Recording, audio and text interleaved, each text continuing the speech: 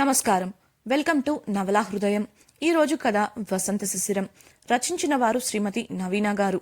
కథలోకి వెళ్లబోయే ముందు ఛానల్ను సబ్స్క్రైబ్ చేయడం మర్చిపోవద్దు. ఇక కథలోకి వెళ్ళిపోదాం. నర్సింగ్ల బారిన పడిన బాధితులకు త్వరలోనే విముక్తి కలిగించమని, అందుకు కారణమైన వారిని ఆ బాధితుల స్థానంలో పంపమని డేవిడ్కి చెప్తాడు వసంత్. రుద్ర వసంత్ని తను చెప్పిన అడ్రస్లో వదిలి అసహనంగా వెళ్ళిపోతాడు. ఫామ్ హౌస్లో ఉన్న ఉమను దయ్యం అంటూ పిచ్చి పిచ్చిగా మాట్లాడతారు మధు, వీణ. ఉమ ఎంత చెప్పినా వినకపోయేసరికి దీన్ని అవకాశంగా వాడుకోవాలి అనే ఆలోచన ఉమకు తట్టింది. మరుక్షణమే తలదించుకుని నిటారుగా బిగుసుకుపోయి నిలబడింది. అప్పుడే నిద్రలేవడంతో జుట్టు చెదిరిపోయి చింపిరిగా ముందుకు పడుతోంది. ఒక్కసారిగా మారిన ఉమ బాడీ లాంగ్వేజ్కి బిత్తరపోయారు మధు, వీణ. మధు మాట్లాడుతూ, ఏంటే వీణ, ఉమకేమైంది అని భయంగా అడుగుతుంటే అప్పటికే వణికిపోతున్న వీణ, ఏమో భయంగా ఉంది, వెళ్ళిపోదాం అంది చిన్నగా. సరే అన్న మధు కళ్లతోనే సైగ చేసి ఒక్కసారి ఉమవంక చూడగా ఆమె తను ఉన్న స్థానంలోనే కదలకుండా స్తూపంలా నిలబడిపోయింది. దాంతో అదే అవకాశంగా మెల్లిగా జరుగుతూ తలుపు దగ్గరికి చేరుకున్నారు. ఇంకొక అడుగు వేస్తే తలుపును చేరుకుంటారు అనగా వేగంగా ఒక మరమనిషిలా కదిలి వారి ముందు నిలబడింది ఉమ. అకస్మాత్తుగా ఆమె కదిలి రావడంతో ఎదురుగా నిలబడిన ఆమెను చూసి పెద్దగా అరిచారు ఇద్దరు. నిజంగానే ఆమెను దెయ్యం ఆవహించింది అనుకుంటూ భయంతో ఒకరినొకరు గట్టిగా పట్టుకొని వణికిపోతున్నారు. కళ్ళు తెరవకుండా మరమనిషిలా తల పైకెత్తిన ఉమ కనుగుడ్లను కుడి ఎడమలకు తిప్పుతూ వింతైన స్వరంలో, నేను మీకోసం వస్తే మీరెక్కడికెళ్తున్నారు అని గంభీరంగా అడగగా వణికిపోతూ, మాకోసమా, ఎందుకు అని మధు అడిగితే, నువ్వెవరు అని అడిగింది వీణ కాస్త ధైర్యాన్ని అరువు తెచ్చుకొని. నేనెవరైతే మీకెందుకు, మీరు ఈ ఇంటికి వచ్చిన దగ్గర నుండి మిమ్మల్ని చూస్తున్నాను. మీ ప్రవర్తన నాకు అస్సలు నచ్చలేదు. నాకు నచ్చని వాళ్లను నేనేం చేస్తానో తెలుసా అంటూ తలను 45 డిగ్రీస్ కోణంలో కుడి ఎడమలకు గడియారంలోని పెండ్యులంలా తిప్పి వింతగా పళ్ళు బయటికి పెట్టి నవ్వింది ఉమ. ఆమె నవ్వు చూసిన వాళ్లకు గుండె జారి గొంతులోకి వచ్చినట్లు అవ్వగా 2 చేతులను ఉపయోగించి మధు ఎడమ చెంపను, వీణ కుడి చెంపను ఒకేసారి గట్టిగా వాయించింది ఉమ. వాళ్ళు చెంపలు పట్టుకొని ఏడుస్తుంటే అదే స్వరంలో, ఇది కేవలం శాంపిల్ మాత్రమే. మీరు కానీ ఈ రోజు నుండి పద్ధతిగా లేరంటే మిమ్మల్ని కూడా నాతో తీసుకెళ్లి నా స్నేహితులకి పరిచయం చేస్తాను. వాళ్ళు నా అంత మంచివాళ్లైతే కాదు. పళ్ళకిలిస్తూ కళ్ళు మూసుకొని వారి ముఖాలను చూస్తున్నట్లే నటిస్తూ అంది ఉమ. మధు, వీణలు వణికిపోతూ, పద్ధతిగా అంటే ఏం చెయ్యాలి, ఎలా ఉండాలి అని వణుకుతున్న స్వరంతో అడగగా తన చూపుడు వేలును తన శరీరం వైపు చూపిస్తూ, రోజు ఈ పిల్ల ఈ ఇంట్లో చేసే పనులన్నీ ఈ రోజు నుంచి మీరే చెయ్యాలి. తేడా రాకూడదు. వస్తే తెలుసుగా అంటూ హెచ్చరించింది ఉమ. దాంతో సరే సరే అంటూ హడావిడిగా అటూ ఇటూ పరిగెడుతూ వీణ మూలన ఉన్న చీపురు తీసుకుని ఇంట్లో బయట ఊడ్చి వాకిట్లో ముగ్గు పెట్టగా మధు కిచెన్లోకి వెళ్ళి కూరగాయలు తరిగి వంట చేసి వచ్చిన అంట్లన్నీ తోమేసింది. వారు కదలడమే వెళ్ళి డైనింగ్ టేబుల్పై కూర్చొని దెయ్యంలా నటిస్తూనే వారిని చూసి మనసులో బాగా నవ్వుకుంది ఉమ. వారిద్దరూ పని ముగించి డైనింగ్ టేబుల్ దగ్గరకు వచ్చి నిలబడగా ఒక్కసారిగా ఉమ టేబుల్పై తలవాల్చి పడిపోయింది. వారిద్దరూ కంగారుగా చూస్తుంటే కొద్ది నిమిషాలకు లేచిన ఉమ ఆశ్చర్యంగా చుట్టూ చూసి తలపట్టుకుంటూ, నేనేంటి ఇక్కడున్నాను, ఎప్పుడొచ్చాను అమాయకంగా ఏమీ తెలియనట్లుగా అడిగింది. దాంతో దెయ్యం వదిలిందని అర్థం చేసుకున్న మధు, వీణ ఊపిరి పీల్చుకోగా మధు దెయ్యం అనబోయి ఆగి, అది నువ్వే వచ్చావులే ఉమా, నిద్రలో ఉన్నావు కదా, తెలియలేదు అంతే, ఎలాగో ఇంట్లో పనంతా అయిపోయింది కాబట్టి నువ్వు వెళ్ళి పడుకో అంటుంటే, ఏంటి పనయిందా, ఎప్పుడు, ఎవరు చేశారు అని ఉమ అడగగా, అది మేమే, బోర్ కొడుతుంటేను అని వీణ కప్పిపుచ్చింది. సరే అయితే కాలేజ్ సమయం అవుతుందిగా, నేను సిద్ధమవుతాను అని రూమ్ వైపు కదిలింది ఉమ. తలుపు దాకా వెళ్ళి ఒక్కసారిగా ఆగి నిలబడి బిగుసుకుపోయింది ఉమ శరీరం. మధు, వీణ ఆమెనే చూస్తూ నిలబడటంతో దెయ్యం మళ్లీ వచ్చింది అని అర్థమై గుటకలు మింగారు. వింతైన స్వరంలో, గుర్తుందిగా, ఇకపై రోజు ఈ పనులన్నీ మీరే చెయ్యాలి అన్నట్టు. ఇంకో విషయం, నా విషయం ఎవరికీ చెప్పకూడదు, ఎవరికైనా తెలిసిందో అంటూ వారు దగ్గరకు మరమనిషిలా వేగంగా నడుచుకుంటూ వెళ్ళి తన బొటని వేలితో ఇద్దరి నుదుటిపై గట్టిగా గుద్దింది. ఒక రకమైన నొప్పి కలిగి ఇద్దరూ అరవగా, ఇప్పుడు నేను మీ శరీరంలోకి పంపిన శక్తి ద్వారా మీరు చేసేవన్నీ నాకు తెలుస్తాయి.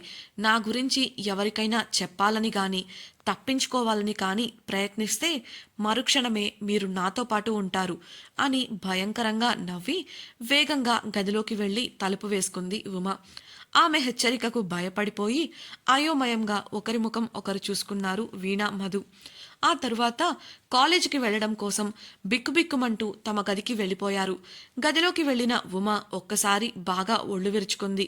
అలా నటించడం వల్ల ఒళ్ళు కాస్త పట్టేసి భారంగా అనిపించింది. ఆ తరువాత తను చేసింది తలుచుకొని బాగా నవ్వు వస్తుంటే నోటికి అడ్డం పెట్టుకొని నవ్వుతూ వెళ్ళి మంచంపై వాలిపోయింది. దద్దమ్మలు, లేకపోతే వాళ్ళ ఇష్టం వచ్చినట్లు చేస్తున్నారు, ఇక నుండి ఉంటుంది చూడండి మీకు, ఒక ఆట ఆడుకుంటాను అని ఒక ఈవిల్ స్మైల్ ఇచ్చి నిద్రపోవడం కోసం కళ్ళు మూసుకుంది. వైజాగ్ సిటీలోని ఒక మారుమూల ప్రాంతంలోని రహదారిపై ఇద్దరు వ్యక్తులు ముసుగు ధరించి నడుస్తున్నారు. ఇంకా ఎంతసేపు నడవాలి అని ఒక వ్యక్తి గంభీరంగా విసుగు చెందిన స్వరంలో అడుగుతుంటే రెండో వ్యక్తి మాట్లాడుతూ, అదిగో ఆ కనిపించేదే అని అటువైపు చూపించాడు. అది ఒక చిన్న హోటల్. ఇద్దరు లోపలికి వెళ్ళాక రెండో వ్యక్తి రిసెప్షన్లో ఉన్న వ్యక్తితో మాట్లాడి మొదటి వ్యక్తిని తీసుకుని లిఫ్ట్ ఎక్కాడు. వారు ఎవరనే విషయం ముసుగు ధరించి ఉండటంతో తెలియడం లేదు. లిఫ్ట్ నేరుగా 4వ అంతస్తులో ఆగగా దిగి వెళ్ళి ఒక గది తలుపు తట్టారు.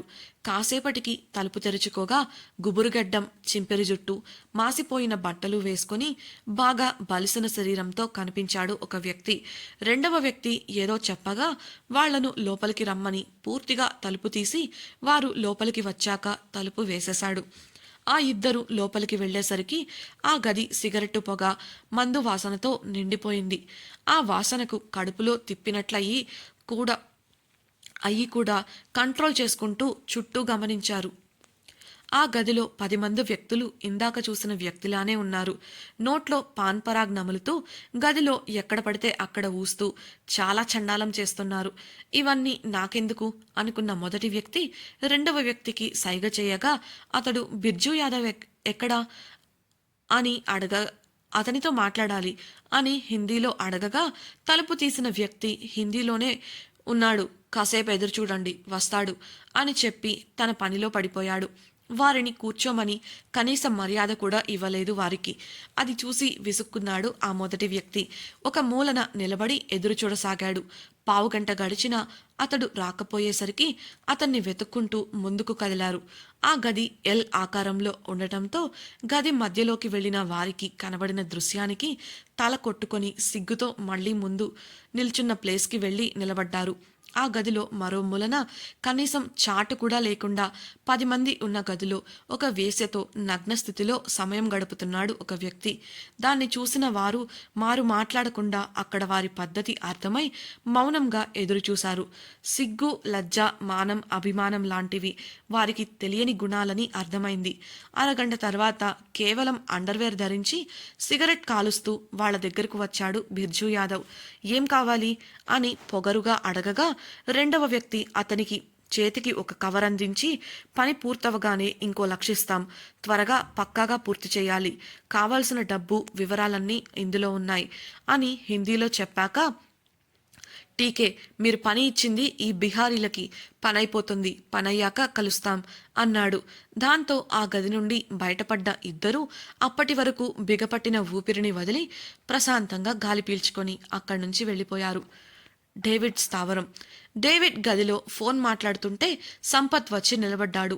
ఫోన్ పెట్టేసిన డేవిడ్ ఏంటన్నట్లు చూడగా, వివరాలన్నీ తెలిసాయి భాయ్, వాళ్లతో ఇప్పటికే మాట్లాడాం, అక్కడున్న మనవాళ్లే అన్నీ దగ్గరుండి చూసుకుంటామన్నారు, ఇక ఇక్కడి నుండి మనుషులను పంపడమే ఆలస్యం అని అంటుంటే, లిస్ట్ సిద్ధమైందా అడిగాడు డేవిడ్. రుద్ర ఆ పని మీదే ఉన్నాడు, ఇంకో 5 నిమిషాల్లో వస్తానన్నాడు బాయ్ అని చెప్తూ ఉండగానే ఆ లిస్ట్ తీసుకొచ్చి డేవిడ్ చేతికి అందించాడు రుద్ర. దాన్ని చూసి, సరే ప్లాన్ ప్రకారం చెయ్యండి. ఈ రాత్రికి అందరూ ఒక చోటికి చేరాలి. రేపు తెల్లవారేసరికి షిప్ బయలుదేరాలి. రుద్ర మన వాళ్ళందరినీ పిలవండి. అందరూ రావాలి. ఏ ఒక్కడు తప్పించుకోకూడదు. అమాయకుల జీవితాలతో ఆడుకుంటే ఏమవుతుందో అందరికీ తెలియాలి అని నిప్పులు నిండిన కళ్ళతో చెప్తుంటే సరే భాయ్ అని చెప్పి ఫోన్ తీసుకొని అక్కడి నుంచి వెళ్ళిపోయాడు రుద్ర. ఆ నమ్మక ద్రోహులు ఏమయ్యారు సంపత్? కోపంగా అడిగిన డేవిడ్కి వాళ్ళు ప్రస్తుతం హాస్పిటల్లో ఉన్నారు బాయ్, ట్రీట్మెంట్ జరుగుతుంది అని సంపత్ సమాధానం ఇస్తుంటే ఆవేశంగా లేచి వాళ్ళని హాస్పిటల్కి పంపింది ట్రీట్మెంట్ ఇవ్వడానికి కాదు, కట్లు కట్టారు కదా, గంటలో వాళ్ళు చేరాల్సిన చోటుకి చేరిపోవాలి అని అంటుంటే అతడి ఆవేశానికి భయపడి సరే బాయ్ ఆ పని పూర్తి చేసి వస్తాను అని వినయంగా చెప్పి వెళ్ళిపోయాడు సంపత్. భానుమతి నిలయం. కాస్త తీరిక దొరకడంతో ప్రశాంతంగా తన గదిలో కూర్చొని పుస్తకం చదువుతూ ఉంది భానుమతి. తలుపు తట్టిన శబ్దానికి తెరిచి ఉన్న తలుపు వైపు చూడగా చిరునవ్వుతో నిలబడి కనిపించాడు హేమంత్. రానన్నా అంటూ ఆప్యాయంగా లోపలికి ఆహ్వానించింది భానుమతి. వెళ్ళి ఆమె పక్కనే ఉన్న కుర్చీలో కూర్చున్న హేమంత్ని ఇప్పుడు చెప్పు, ఏం మాట్లాడాలనుకుంటున్నావు అడిగింది ప్రేమగా. అది అమ్మా అంటూ చెప్పడానికి కాస్త సంకోచించాడు హేమంత్. అతని చెయ్యిపై చెయ్యి వేసి ఎందుకు హేమో ఇంతలా ఆలోచిస్తున్నావు?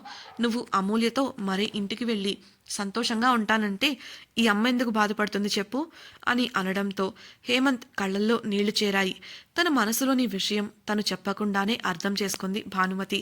తన తల్లి ఆ విషయం చెబితే బాధపడుతుంది అని చెప్పడానికి ఆలోచించాడు. కానీ ఆమె ఇలా అంటుంటే ఆశ్చర్యంతో చూశాడు. అతడి చెంప నిమురుతూ మీరు ఎల్లకాలం చిన్నపిల్లలు కాదు కదా నాన్న, మీ జీవితాల గురించి బాధ్యత ఇప్పుడు మీదే. ఇందులో నేను బాధపడటానికి ఏమీ లేదు. మీకు నచ్చిన చోట ఉండండి, నచ్చినప్పుడు రండి, మీ సంతోషమే నాకు కావాలరా అని భానుమతి అనడంతో సంతోషంగా ఆమె చేతులు పట్టుకొని థ్యాంక్స్ అమ్మా, ఇలా చెప్తే మీరెక్కడ బాధపడతారో అని చాలా భయపడ్డాను. మేము ఎక్కడ ఉన్నా నీ పిల్లలమే అమ్మా అని చెప్పాడు. సరే అయితే మీ హనీమూన్ తర్వాత మంచి ఇల్లు తీసుకొని వెళ్దురు గాని.